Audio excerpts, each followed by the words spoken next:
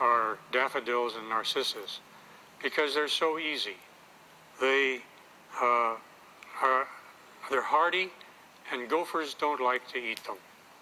Now, tulips are something else. A gopher considers a tulip bulb a great delicacy and will go quite a distance to eat one. So if you have gophers in your garden, give up on tulips unless you're prepared to plant them in little wire baskets under the earth. But gophers do not like daffodil bulbs, and they will avoid them. In fact, some gardeners put daffodil bulbs in between other plants to scare the gophers away.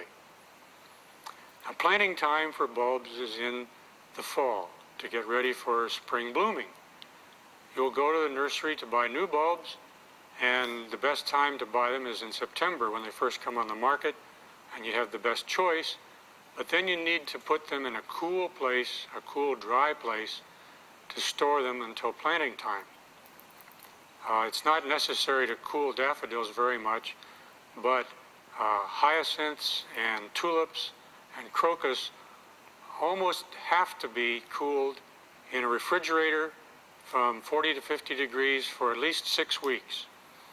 This is because they are natives of cold climates, and or in their native country they were chilled underground, and they like the cold to convince them it is time to wake up in the spring.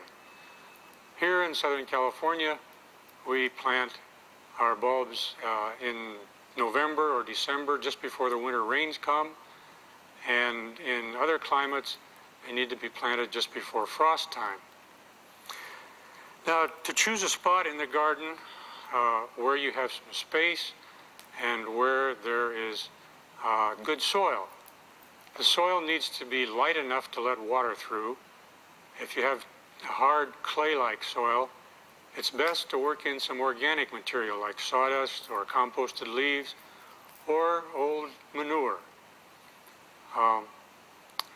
In my case, I have a neighbor who keeps horses, and he piles the manure outside the fence and makes it available to anybody who wants it.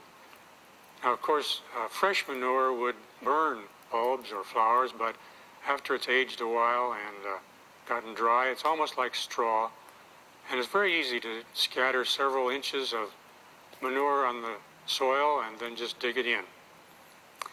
The bulbs need to be buried with the point up, and they need to be covered with 4 to 6 inches of soil. The ideal depth varies with the species or the variety, but in general, you need to put about twice as much